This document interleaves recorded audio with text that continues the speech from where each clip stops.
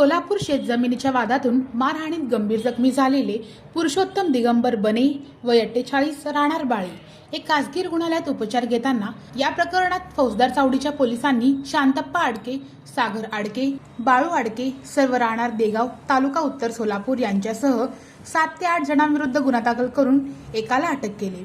त्यापैकी सागर शांतप्पा आडके वय 29 राहणार देगाव याला पोलीस कोठडी घेण्यात आली आहे। शुक्रवारी दुपारच्या सुमारास बाळे येथील गट क्रमांक 41/2 वैवाल 76 आर शेतीची मोजणी करण्याच्या कारणावरून हा प्रकार पडला होता। झालेल्या मारहाणीत पुरुषोत्तम बने आणि त्यांचे बंधू देविदास बने हे दोघे जखमी झाले होते। त्यापैकी पुरुषोत्तम बने हे उपचारादरम्यान मयत झाले।